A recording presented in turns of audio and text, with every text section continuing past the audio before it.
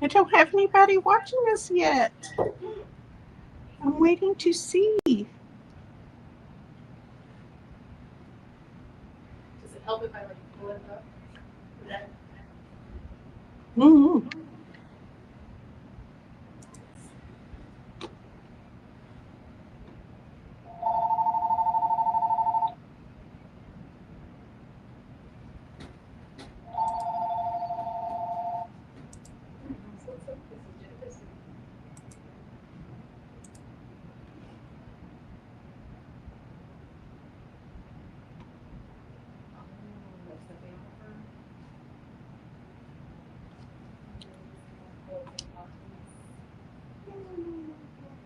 Hello. Looking to see if anybody is here.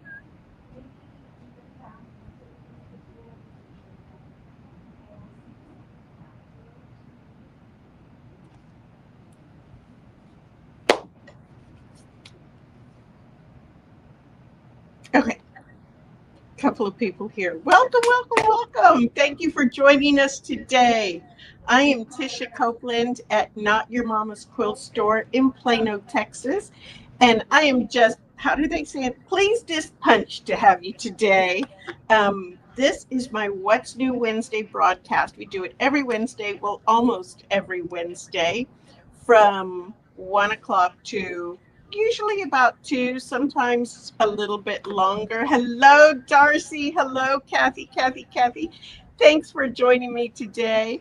I wasn't here last week to do the What's New Wednesday.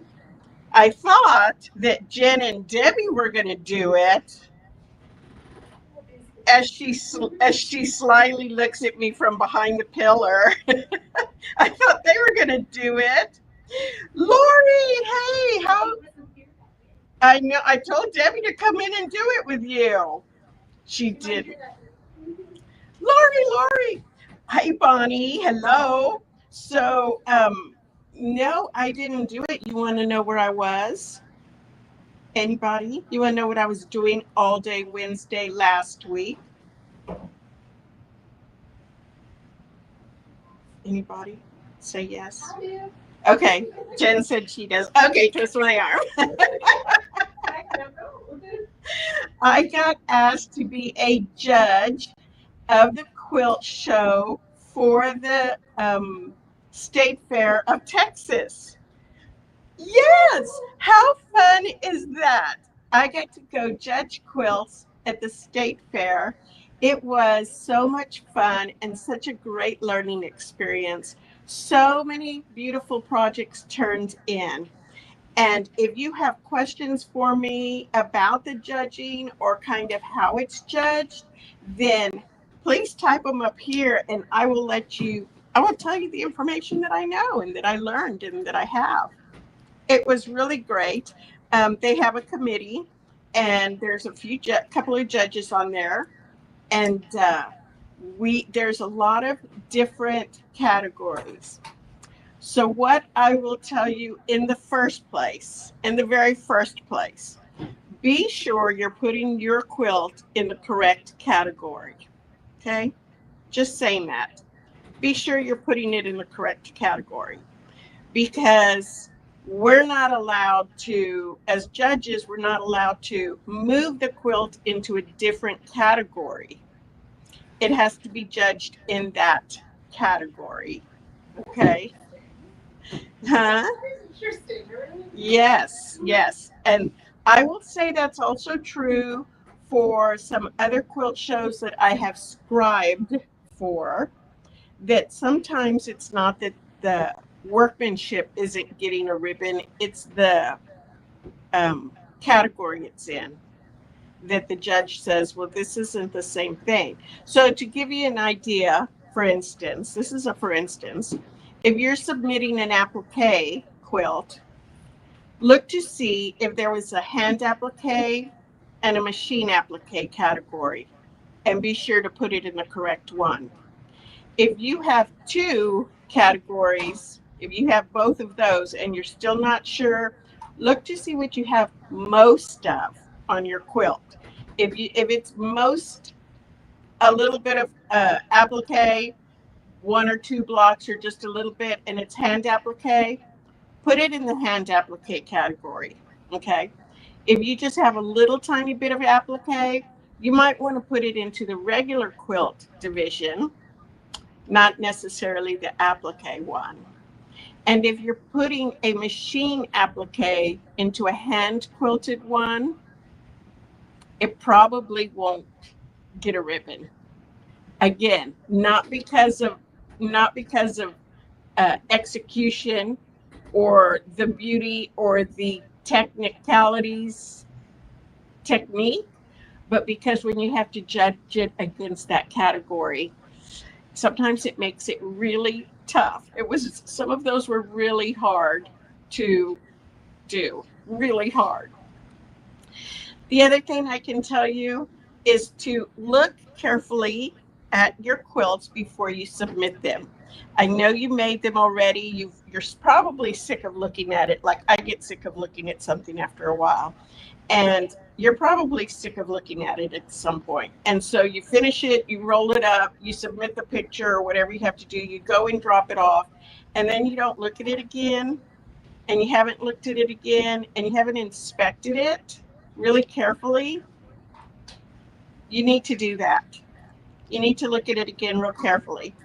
Because I did see things that, I'll give you, for instance, there was a very lovely quilt that was quilted, and they had done thread basting, which you can take to your local quilter, or if you have the ability to do it yourself, if you're going to quilt on your domestic or by hand or whatever, and you have thread basting, which are the nice big threads going, say, 4 across and 4 down. It's stabilizing your quilt, right? It's stabilizing your quilt. You get the whole thing quilted, whether it's hand quilted or machine quilted. You get the whole thing quilted. You need to go back and pick out all the basting stitches for sure. Not just most of them, but you need to call a friend over and say, come and look at this, make sure I got every basting stitch out. Okay? Don't submit it with basting stitches still in there. Don't do that, because we're looking at technicality. We're looking at execution. We're looking at a lot of different things. I know. And I don't feel like it should be personally judged with that. And my inclination is to pull the basting stitch out for them. But I can't, it's hard to judge against the quilt that is submitted perfectly. Okay? No problems. Just saying.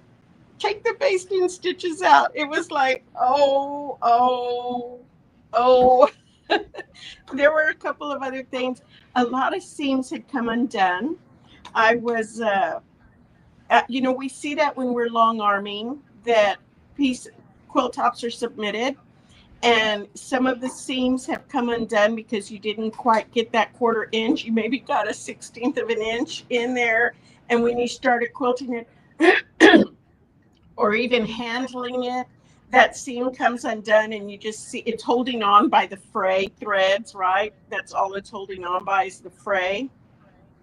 You need to look at that before you submit it. You really do.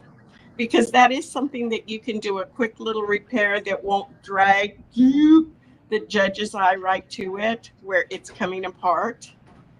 I will say the ones that had been overly washed and overly loved did not look as pristine as the ones that had not been washed. Those always look much prettier and pristine. But the other ones do look loved, right? So consider that we're putting these up. They're going to be shown, hung up for display. We don't want it to look like laundry, so to speak. Am I being harsh? I'm just giving y'all some ideas here. Am I being harsh? I don't feel like I am. But if I am, somebody speak up. Somebody speak up. Hey, Leo, how are you? Yeah, let me know if I'm being a little harsh, because I have a few other broad tips to offer you. Kathy Smith says, not at all. Okay, Kathy. This is not meant to be harsh. These are things that, okay, Bonnie says no. Yeah, just speaking the truth. Okay, I just want to tell you that. These are not all quilts have to be super, super fabulous, over the top skill. No, they don't. We had a huge wide range to look at. Some of the most beautiful technique driven that is like wow, and some of the simple 9 patches, but the corners matched, the points matched, the seams were shut. There were no seams. It had not been washed 40 times first. So there's you don't ever feel like it has to be perfect to be submitted. It does not have to be perfect to be submitted, because there's a lot of quilts that kind of get eliminated from some simple mistakes that should have been addressed, and we can't go back and fix it. We have to look at the ones that were submitted perfectly. Do you understand what I'm saying? So it was a little bit sad to see some of those get eliminated for silly things.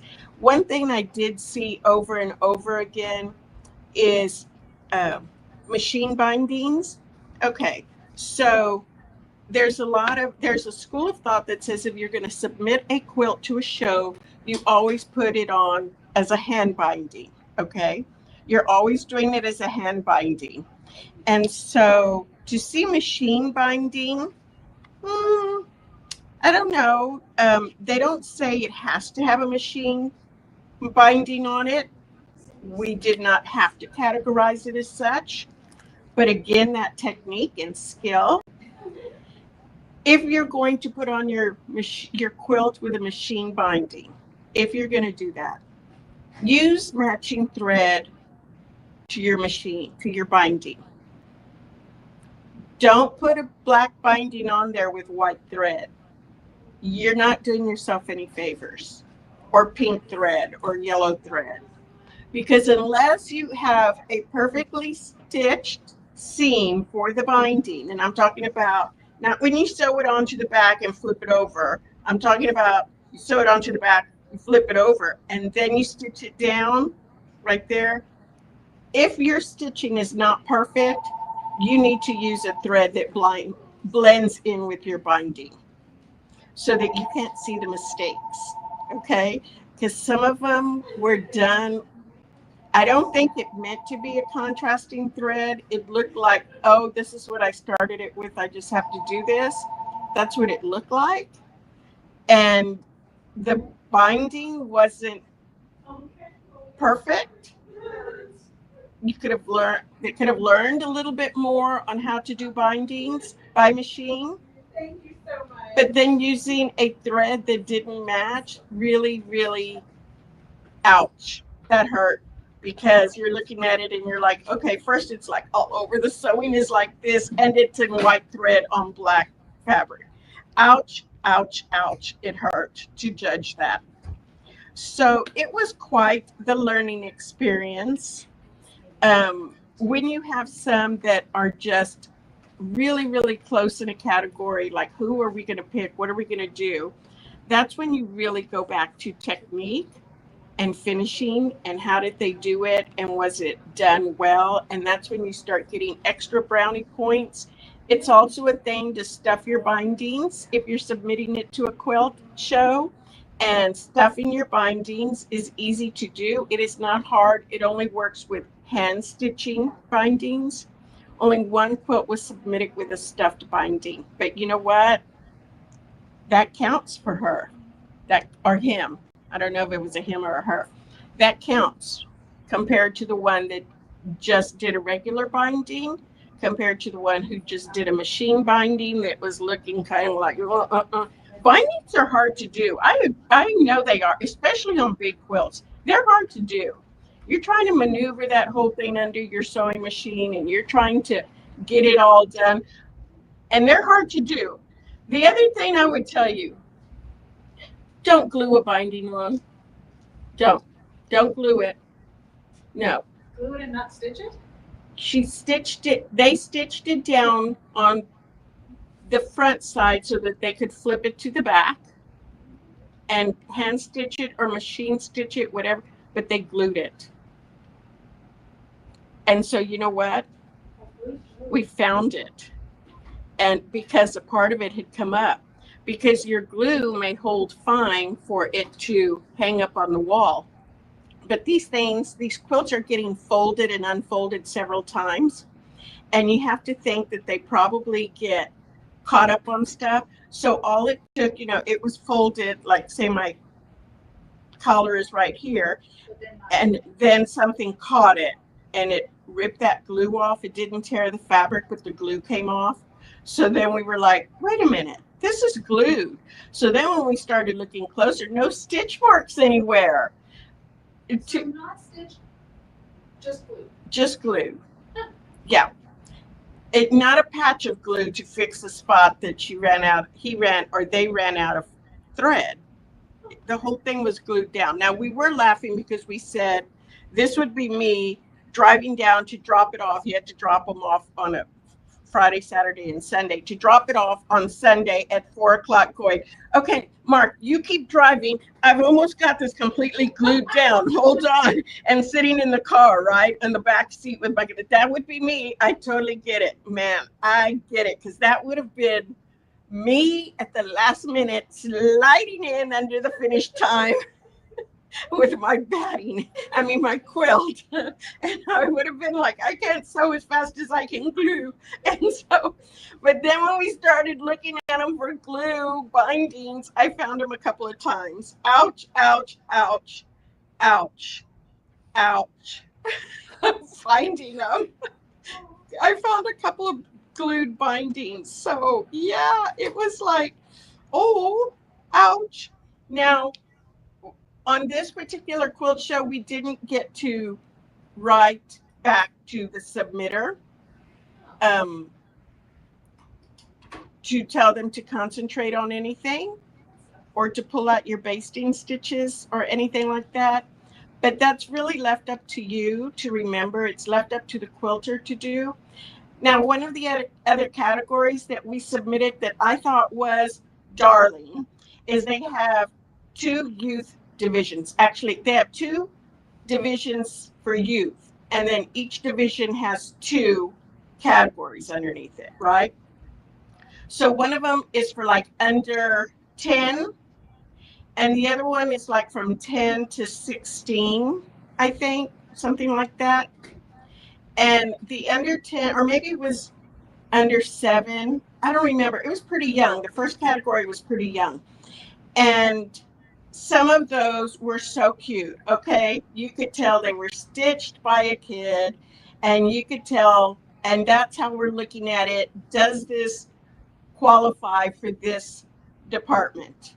And yes, most of them did. But there weren't that many submitted.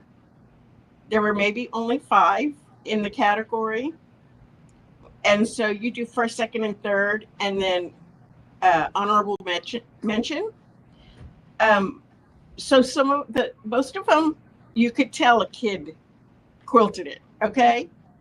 It's cute. I loved it. And I love that they're out there learning and wanting to do this, because it reminds me of myself and how much I loved quilting or sewing when I was a kid. But some of those that were submitted in that category had such perfect points and a perfect binding that they really could have taught a lesson to the ones in the grown-up category on how to do bindings. And if this was a child under 5 who did this binding, they're a prodigy. They're a prodigy. Personally, we were thinking they got a little bit more extra help than a 2-person quilt, or whatever they did for the 2-person quilt, whatever the kid did, because remember, it's under the kid category. Whatever they did, the kid did was maybe a fourth of what the quilt entailed. So that was a giveaway sign that maybe it was slipped under the wire. Again, you can't change categories once it's in there, but that was a hard one because how do you judge a quilt that you can tell was obviously made by a 5-year-old and another one that looked like it got made by an adult quilter with a little bit of squiggly sewing, but not much. Yeah, and beautiful points. Beautiful points. The other category we had was the teenager category, young adult. And that was also a lot of submissions of perfect piecing, perfect piecing, perfect piecing, which is unbelievable because looking at adult quilts, not all of them were perfect. So consider the category you're putting it in and whether you really want it in that, because that can work against you sometimes. Well, often if you're not in the right category, it works against you. And they're looking at it and you have to look at it. Is this really something that can qualify for this category? Not, I'm going to put it in here and hope it wins because there's too many in that other category. Don't do that, because as judges are looking at the stuff for anything, they're looking to see if it's in the correct category and if it matches that category. There. That was me. That's what I did last Wednesday. It was fun. Met the nicest people working there. The submissions were so much fun. The number of submissions for the state fair, from food to artwork to sculpture to antique dolls and toys to needlepoint. Oh my God, I never want to judge needlepoint or crochet or cross stitch. There were thousands of them. Seriously crazy number of them. A lot of glasswork, a lot of smaller quilting projects. I'm not sure why they were in that area, in that category over there, because there were a number of quilting projects in that and other categories that weren't quilting, but they were quilts. Think like art quilts. They were art quilts. So I'm not sure, I didn't get to look at read the list of what the categories were, but I was surprised because I was like, oh, this should have been in our art section, but it wasn't. So many. The one that I just fell out laughing about is the jelly and jam. Okay. And jelly and jam, they have to submit 2 jars of the little small jars like this, right? They have to submit 2 jars for the judges. And it takes them a week to judge them all because there's something like 2,800 submissions. Yeah. Can you believe that? So I walked to this other room where all the judging food is, and they have long tables, banquet tables that are all the way across the width of the room, and they're covered with jars of jelly. Covered with jars of jelly. It was crazy to see it. And I said, oh my gosh, how many people are judging this? And they said, 3. It's like, are you not sick of this? How do they even eat jelly after this? Because I would never be able to eat another bite of jelly. You all straight in your head. I know. Oh, I remember that one really good. Oh, this was really good. I'd have a meltdown. I know. I don't know how you keep it straight in your head. I don't know. It's crazy. It's crazy. And it was just a sea of jelly. The fun thing after that is that they open both jars when they're judging, I guess, for the judges. They eat out of one, right? You spoon. They're not eating out of the jar. They put it in a little bowl, and then they get a little spoon, and they taste it, and then you throw away that spoon. You get the next one. Well, the extra jar, the second jar that got open, and I guess whatever's left of the first one, they put it in to-go cups. that are the foam cups about this big. And any of the judges can walk back there and get some to take home with them. And they're all labeled what they are. Of course, they don't have the people's names on it, but they're labeled what they are. So I did get some really good jellies and jams to bring home. I thought that was really fun. Um, and they said, yeah, that's kind of one of the little perks they call it. So it was really fun. Okay, I talked a long time. I have talked 30 minutes about the state fair. 30 minutes. That was way too long. I want to show you or tell you about some fun stuff we have coming up in our classes. So most of my classes are sold out already for August. Can you believe by the end of this month, no, this week, the end of this week is the middle of August? I cannot even believe it. The end of the week is the 15th, and we're halfway through August. We're halfway. I cannot believe it. It's crazy to think that. Maybe this is the hottest part of the year. I sure hope so, but it seems to me like September is, but we'll see. Okay, so most of my classes I have coming up are sold out and we're already booked. But you really need to look at next month's classes also in September, because if you're trying to get a class, go ahead and register for it, because they've been selling out, which is really good for us. They've been selling out and they have really been keeping us busy around here. So that's a good thing. But a lot of people are like, are you going to do it again? Are you going to do it again? And yes, we do it again, but we don't usually do it the next month again. Sometimes it's a month or two later, because we just got to get all kinds of stuff on the books. Not only that, but Saturdays book up for us really, really, really fast. So if you're waiting for a Saturday class and you see it and you're like, oh, let me think about it, or let me see what my calendar is, and then you have to cancel, you'll probably miss it, because our Saturdays sell out really fast, because there's only 3 Saturdays in the month we can use, because the first Saturday is our Saturday sampler, and that goes on during the day.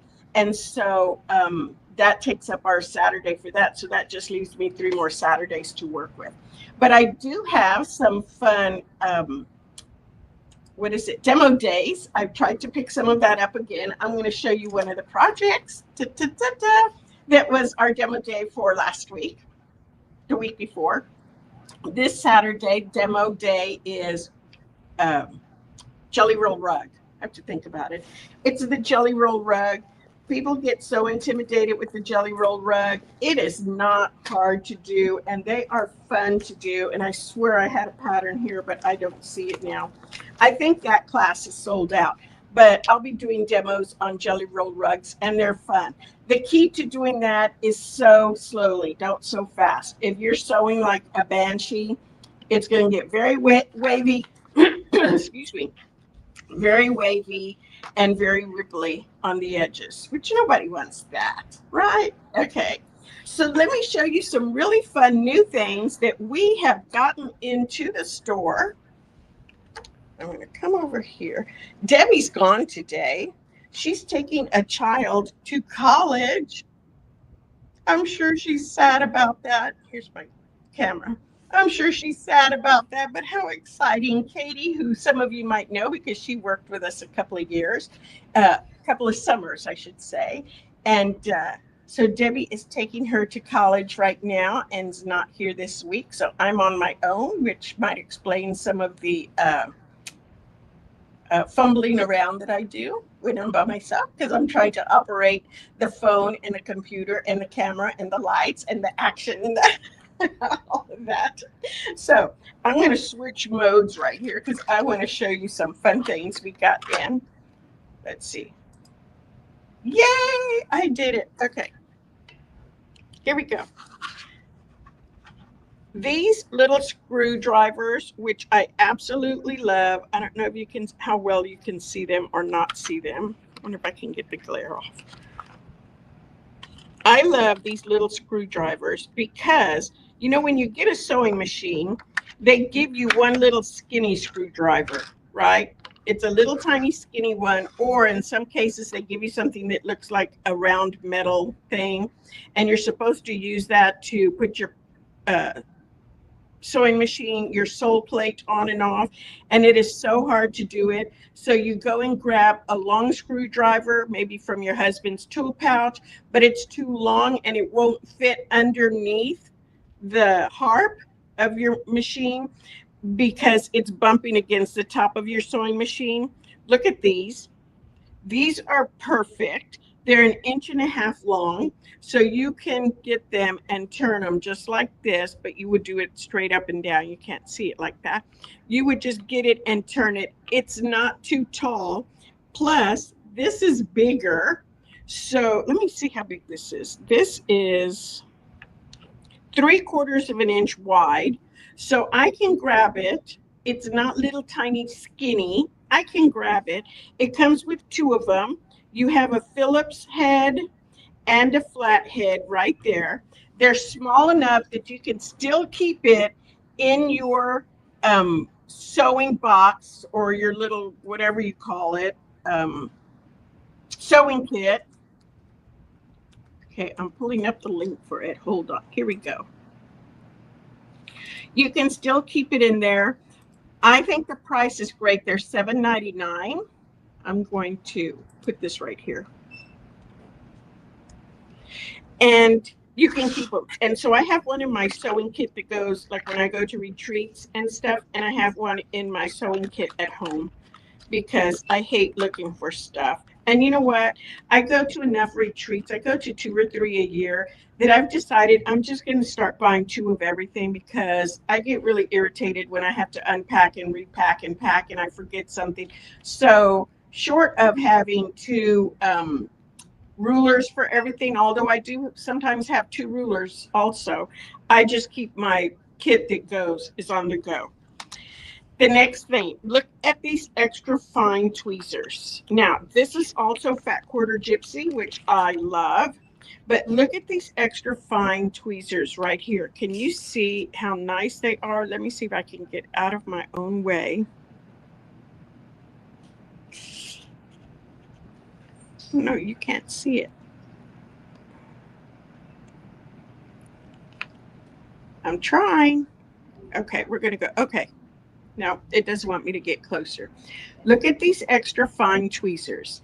And these tweezers are really, really nice when maybe you're trying to pick out a thread from underneath the foot, when you are trying to reach something that there's a little tiny fuzz ball and you're trying to get it out from your bobbin, from the hook racer, when you're trying to get it out, anything like that.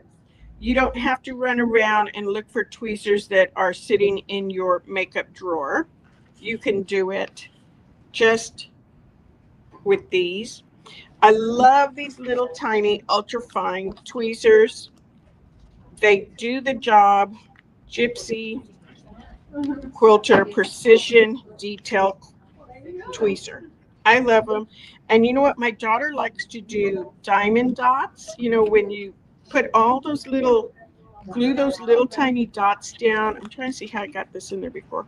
You glue all those little tiny dots down onto the paper. You're following a pattern, and then you have a beautiful painting or picture, whatever it is, that is very glittery and brilliant. That's diamond painting. And there's a category for that in the, hold on, there we go. There's a category for that also at the state fair. So yes, she submitted hers. No, I did not get to judge it. Yes, I saw it was sitting there. No, I didn't get to see if she won anything. And besides that, I didn't want to be obvious what I was looking at. So, but she submitted hers. So she works with little tweezers like this also because she really likes how fine they are. And then, you know those mats? You have a wool mat, and does your wool mat start to get very linty and you can't get it clean? This wool mat cleaning tool is really cool because you can get it clean on your wool mat to get all those little hairs, pet hair if your cat happens to love it. You've got pet hair, you've got, what do you call it? Lint, you've got fuzz on there. It also works really cool on rugs and carpets. So one of my cats, or my cat likes to sleep in a particular area, that's her spot. but it gets so full of hair. So I can just take this and go over it really easy, and it picks up all this hair, and it's really nice. Yeah, the wool. I know. I'm glad you know it's not for you, Jan. She said it's not for her, but she needs one. Anywhere for the cat. Yeah, she needs one for the cat. No, this is really cool. And so we have these in here too. So I wanted to show y'all these fun tools because we forget that we have them sometimes and they seem kind of blasé, like, who cares? But they're really very functional and I love it. So let me show you also some great new patterns that we got in. If you haven't seen the sample of this hanging up in the quilt store, you're missing out. This is a pretty spectacular quilt. It is by Beyond the Reef, and she is a designer that just does Beyond the Reef is done by, I don't think it's Marsha Jersey. I can't think of her name right now. Anyhow, look at this pattern. It is so cool. And it took us quite a while to figure out what was going on here. Okay, how did they get that one piece in there to work like that when everything else is going straight up and down? Huh? How'd they do that? We finally figured it out, but we had to lay it out and study it and look at it. It is so cool. I really love it. And this is a very urban chic fabric line. We have this fabric line in the store. Very urban chic. Can be masculine if you want it to go that way. It can be industrial if you like it to go that way. It can go kind of country if you're looking for the farmhouse vibe kind of look. It can go like that. It is so flexible. It is beautiful fabric. Oh, I haven't been putting links on here. Do y'all want me to put the links on there? Are you okay? I'll see. I'm sorry. I meant to be doing that all along. Let me, give me a second. So this one is called Upcountry. Oh, come on. Let me do this real quick.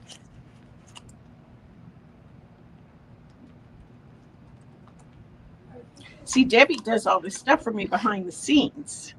So I don't have her here, and it makes it a little bit hard for me to do it because I'm not the fastest to keep things going in both directions. No, it doesn't like that one.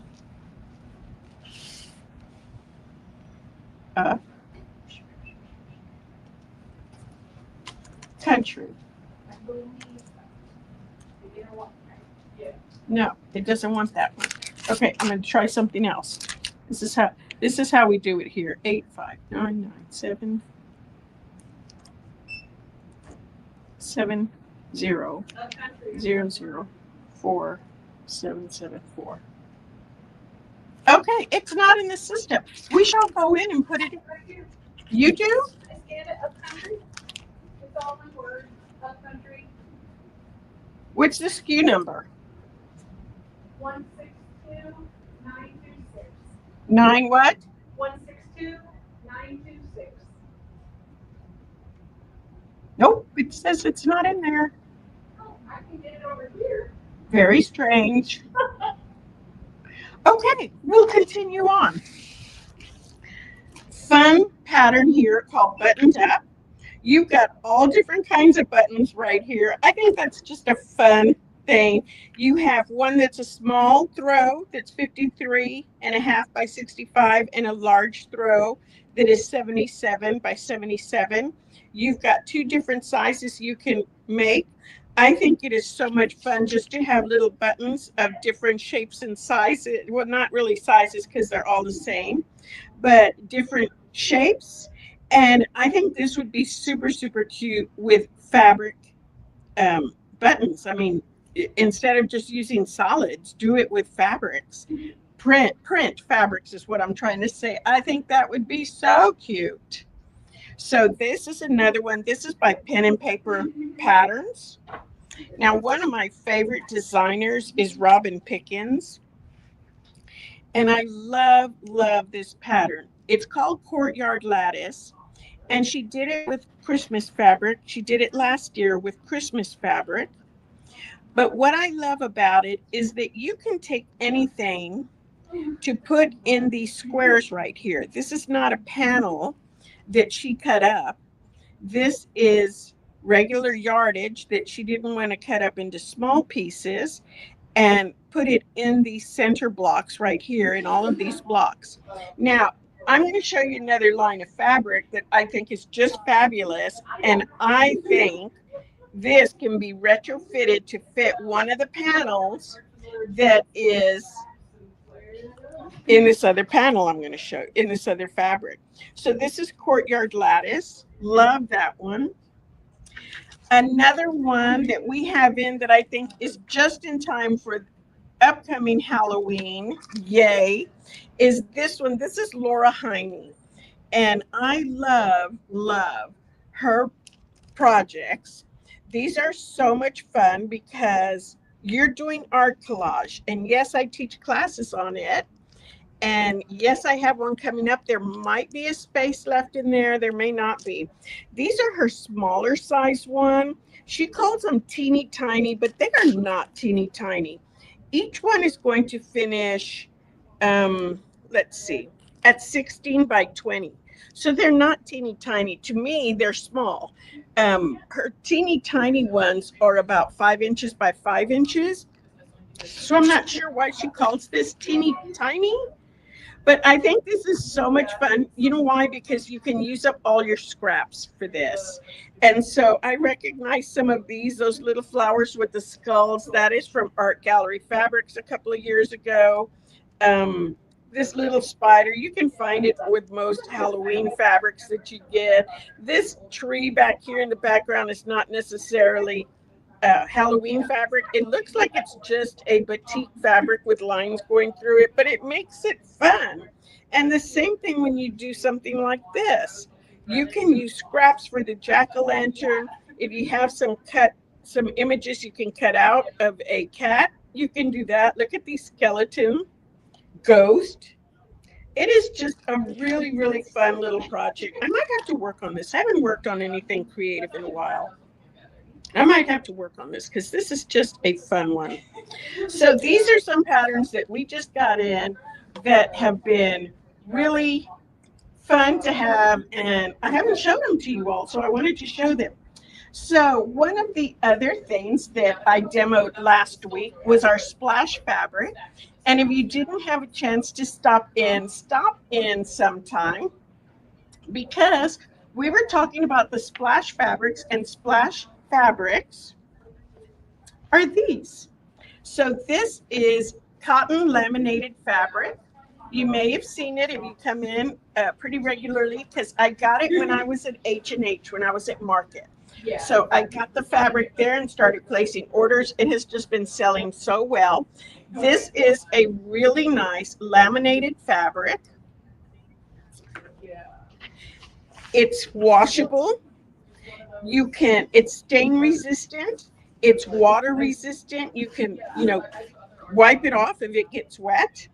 It doesn't fray, so you can sew and leave the raw edges just like that because it doesn't fray.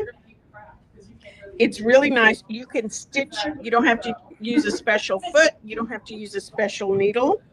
You can iron it. If you iron it, you're going to do it on a very cool iron on the back side of the fabric. The back side has a regular cotton fabric, so it looks just like that right there. It's really nice. This is just a little bucket bag that I did as a sample. She has lots of free samples on her website, free patterns. And this is just one of them that we did. This is another one. How fun is that? This little bag just to throw things in. This is great if you've got wet things you need to carry around. Sometimes you go out swimming, or I don't know. I mean, I feel like I've always got something wet. The other day I went and got my hair colored, and I had my towel with me because I always bring my own towel because theirs doesn't stay in my hair. And then I had a wet towel left over, and I could just throw it in something like this on the way home instead of leaving it on my seat. But anything like that, going to the beach, going to the lake, anything that you're going to put wet stuff around. The other thing is, if you want to make a regular bag and you like the fabric on the outside of the bag that you're making, but you want to put something that is resistant to water or stains on the inside, you can use this strictly as a liner. You don't have to make the whole bag like this. You can use it just as the liner part. You can throw it in the washer. If you do that, just hang it up to dry, but really you shouldn't have to because it is already um, laminated and resistant to colors and changes. This is a really fun lunchbox. Can you see it right there? I can come up a little bit more. It's a really fun lunchbox. You've got two pockets right here on the outside. They actually go all the way down. Am I making you dizzy? I'm sorry. It goes all the way down. This right here, and this is one of her free ones on her website. It opens up like this, and you've got your lunch in there, which I guess today I'm eating a ball of plastic because that's what's in there. So you just get this. You have this belting or mesh, not mesh. No, yeah, the strapping. That's it. Thank you. And you just roll it on there like this. You can take this then with your parachute clip it, and it's ready to carry to lunch. So you can have it. Look how fun this is. Yeah. Oh, look, you get to see the whole thing. So it's a kind of a big bag, really nice. You can take this with you. Really fun. So the little project that I was demoing for this, let me show you. If you want me to send you a little sample to make this project with the instructions, you need to send us a self-addressed stamped envelope. Why? Because it's free and I will mail it to you, but you got to send me a self-addressed stamped envelope. Do you remember what those are from back in the day? That means you get an envelope, you put your own address on the envelope. Pretend you're mailing it back to yourself, okay? So you put your return mail address as your address, and the mail to address is your address. You stick a stamp on it. Then you take that envelope you just prepared, that's a self-addressed stamped envelope, and you put it in another envelope and you mail it to us, and you will get back a sample of what I'm going to show you in the mail.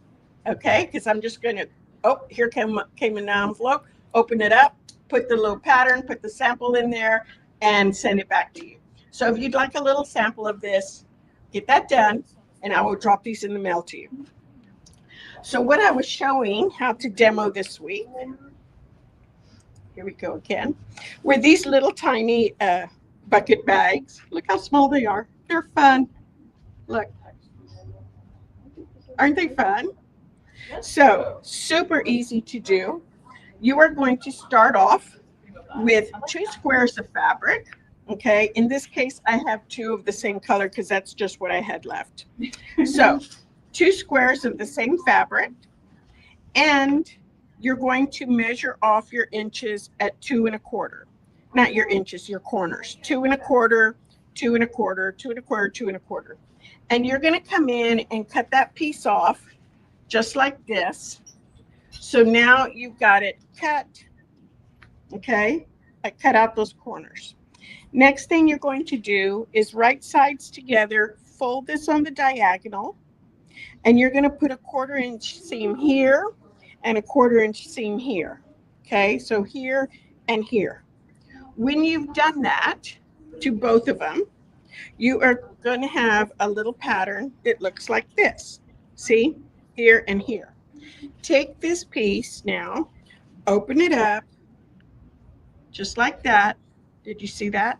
Take it, open it up, fold the other 2 sides together, and you're going to put in another 1/4 inch seam here and here. So here and here. So that when you have all of those done, it's going to look just like this. So you've got a little bucket bag, a little bucket right here. that we sewed the seams here, and then we did it the other way, here and here, okay? Now you have this little bucket bag. You're going to do that to both pieces of fabric. Then you're going to take those pieces of fabric and just fold the edge down like this. And you're folding wrong side to wrong side so that it looks just like this. See how I folded it all down all the way around? Now you can put a little touch of glue, like a glue stick or something on there, but you don't really have to. You're going to fold it so it folds down all the way around the lip right there. And then you're going to do it with your other piece, just like this. Okay.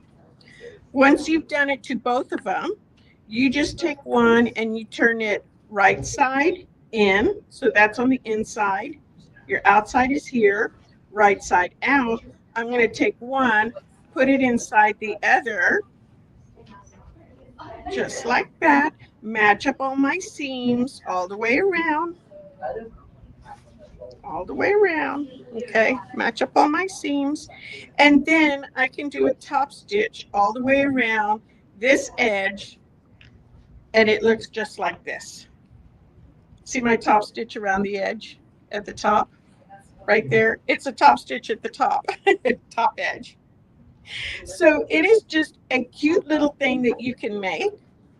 To see what you think about sewing with this fabric. This fabric is really handy. You can make hats, rain hats out of it. I really, really like it. There's a lot of stuff you can do. It's very soft. Sometimes when you're sewing with this laminated fabric, it can feel a little bit crunchy, but this does not. It is very soft. And even though I can wrinkle it up like so, I can also lay it out and just give it a second and it will lay out flat again. It doesn't take but just a minute. If you feel like, oh my gosh, I wrinkled it and I got to fix it right now, go put it under a pressing cloth and you can heat it up with your iron or iron it with a very cool iron, not hot. Okay, so that's what I was showing last weekend for demo day. Bonnie says, can I stop by the store to get a sample? Yes, but give me at least till Friday, Bonnie, please, because I need to cut some more. I thought I had more fabric left, but I don't see it. So we need to get some more cut. But yes, and if anybody else wants some, then go ahead and send us a self-addressed stamped envelope. I'm going to put our address in there right now, okay? Self-addressed stamped envelope to Not Your Mama's Store.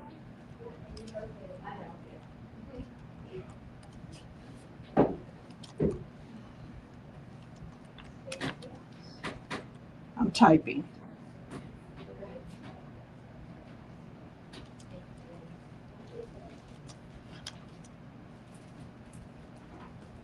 Okay, there's our address. And the little pattern is just like this. It's a small little pattern, and then I put a link on there also so that you could go into her website and find other patterns that she has.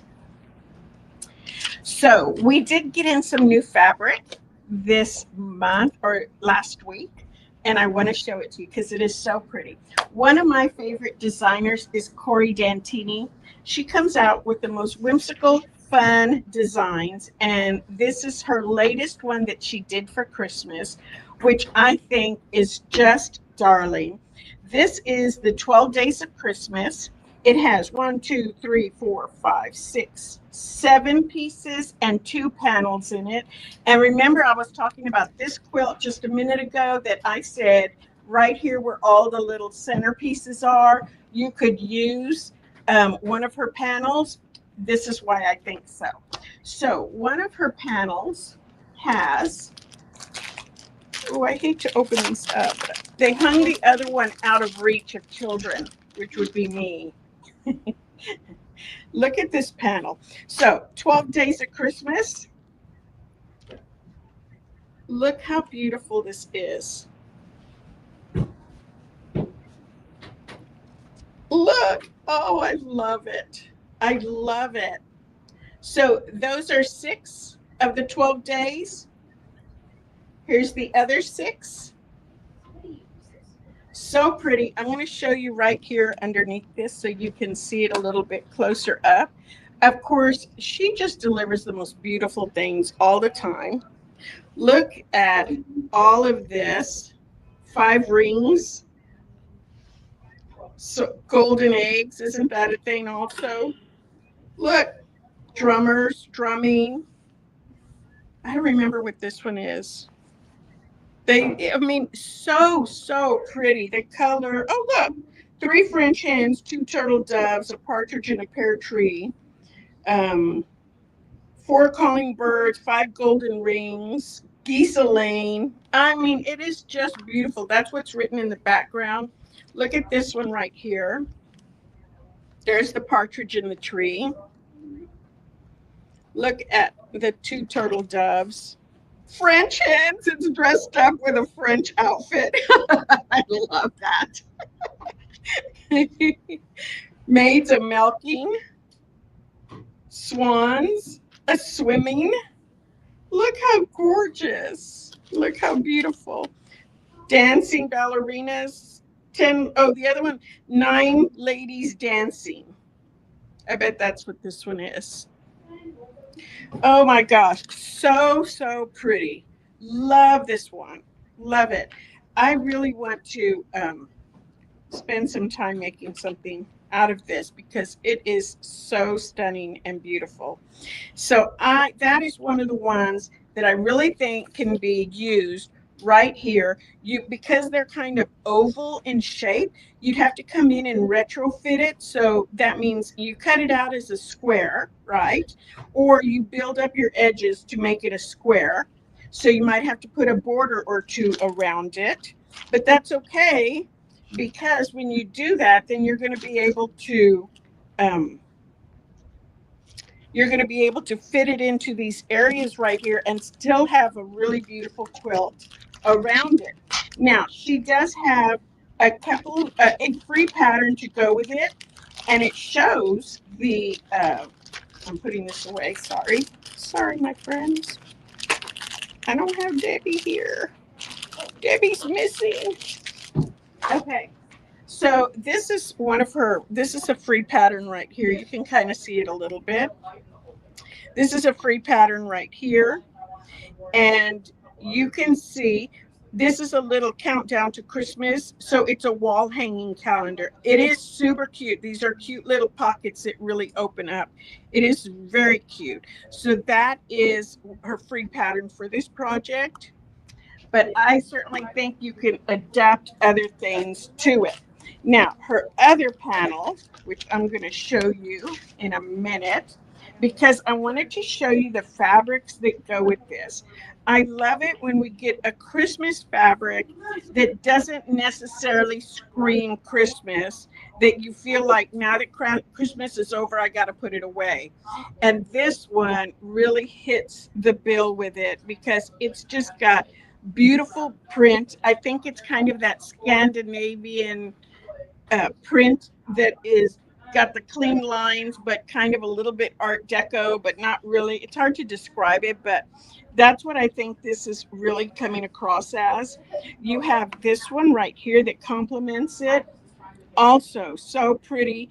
The background, little white leaves on the cream uh, fabric right there on the cream background. And then you've got the gold that is picking up the gold in here. You've got the red picking up the gold right there, the red right there. So another really pretty one. Now the background of those panels have lots of words in it. And so here is the fabric that has the words in it. See, 7 swans are swimming, 11 pipers piping, and it says one more time, one more time, and a partridge in a pear tree. That's funny. One more time. That is funny because that's about how you sing it. So this is that background fabric right there. Look how fun this is playing out to be. Pears in the pear tree. Now this doesn't scream Christmas unless you pair it with the partridge in a pear tree. But I love the 70s look to it. I love this print. I think it is so much fun. And you've got all these little pears in that beautiful Christmas green color with the gold on there. And just look how pretty it works with this. Now here is another one that is also going to go with that line. And you've got the gold now with these little medallions, and not really medallions because they have four sides to it, but they really bring out that kind of, as I was saying, that Scandinavian look to it. Um, it is just really, really pretty. And it's going to work right in here with this. Can you see how pretty this is panning out to be? Here is one that has a lot of different things with it. I'll turn it around this way. It's not really directional. Oh my gosh, I just saw the selvages. Look at them. There's partridges and pears. Oh my God. Yep, I'm going to have to get it now. I had not seen that. I had not seen. Oh my gosh, I had not seen that. That is so stinking cute. I love to collect selvages. One day I'm going to do something with them. So look at this one. It has a bunch of different prints on here, and you can see them all kind of all playing together. You see where your pears come in. You see where that kind of Scandinavian look comes in. I love the colors with this because, again, it doesn't scream you have to put it away at Christmas. Look how pretty these all play together with it. Look at that. It's just gorgeous. Here's this little print right here. See that one right there? Love this. And then one more right here. It's our partridge in a pear tree. And you have him sitting in a pear tree. You've got pears around him right here. You also just have him sitting here kind of chilling. He's sitting in his own little frame, his own little perch. But right here, he's sitting on that pear branch.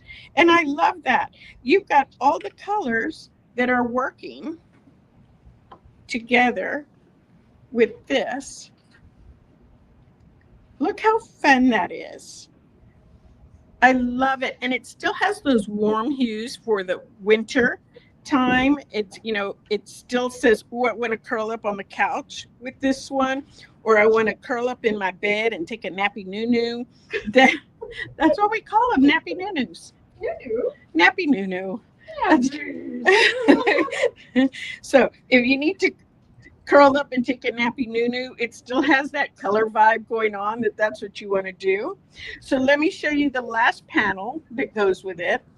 This is the other one. Oh, so this one has the words on there. 5 golden rings. These are smaller, okay? And they don't have that little oval ring around it like this one did. See, you can kind of get an idea of the size, the scale. They don't have the little oval frame around it. You have 11 pipers piping. What's on this side? Oh, look. 10 lords a leaping. 4 calling birds. How fun is that? And look, it looks so pretty with all of this. Again, it just all plays so beautifully together. Let me come up a little bit so you can see it. It all plays so beautifully together. I love the clean lines on this for Christmas or for the holidays, for winter. I think this is just so pretty. Throw in this other panel if you want to. I just think, it's just so much fun. Like I said, she knocks it out of the park again. That is Corey Dantini. She is a designer for Free Spirit. So that is her newest line that came in. And we have it in the store, and you can buy it in the store or online. I'm not going to go in and try to find the link right now. I'll add that later. If you don't follow us on Facebook and YouTube, please do. And also sign up for our newsletters. If you go to our link, sign up for our newsletters because we put so much fun stuff in the newsletter. We only send it out once a week. I will not flood your email box. We are doing good to get it out once a week. Okay. I don't have time to send you something every day. I really don't. Or the desire to. So I hope you enjoyed it. I went 10 minutes over. I didn't mean to do that. I'm so sorry. But I hope you enjoyed our visit today. I will be back next week at 1 o'clock for What's New Wednesday. I'm Tisha Copeland at Not Your Mama's Quilt Store, and we'll see you later. Bye.